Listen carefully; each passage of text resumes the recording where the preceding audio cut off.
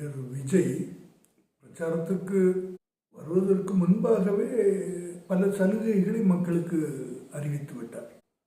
2026ஆம் ஆண்டுக்கான தேர்தலில் அவர்கள் ஜெயித்து வந்தால் எல்லோருக்கும் வீடு மற்றும் ஒரு மோட்டார் பைக் வழங்கப்படும் என்று சொல்லியிருக்கிறார்.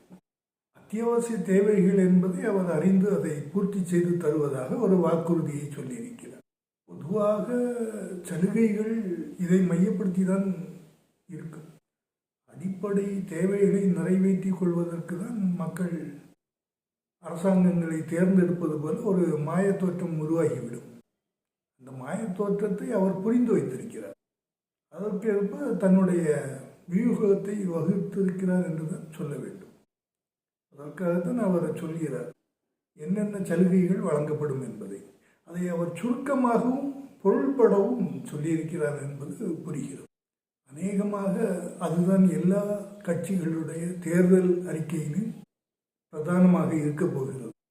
அவர்கள் கற்பனை செய்து கொள்கிற ஒரு வீடு, ஒரு மோட்டார் பைக் என்பது இப்போ இன்றைய பொருளாதாரத்தை கருத்தில் கொண்டு அவர் தெரிவித்திருக்கிறாரா என்றால், இன்றைய பொருளாதார சூழலில் அவர் அவ்வாறான வாக்குறுதிகளை கொடுப்பது என்பது அது ஒரு நீண்டகால பயணத்துக்கான ஒரு அறிகுறியாக தெரியும்.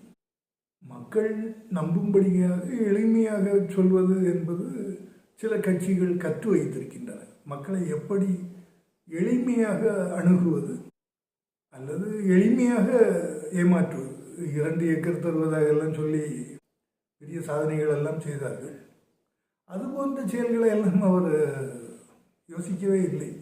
பொதுவாக ஒரு பொய்யையும் ஒரு சிறிய உண்மையையும் வைத்து கலந்து கொடுப்பதாக காலமாக சொல்லப்பட்டு வருகிறது. அப்படிதான் அரசியலில் வாக்குறுதிகள் கொடுக்கப்படுகின்றன.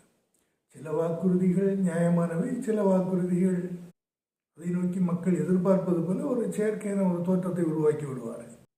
அடிப்படை தேவைகளுக்கே மக்கள் காத்திருக்க வேண்டிய சூழல் இருப்பதாக நம்பப்படுகிறது அல்லது சொல்லப்படுகிறது.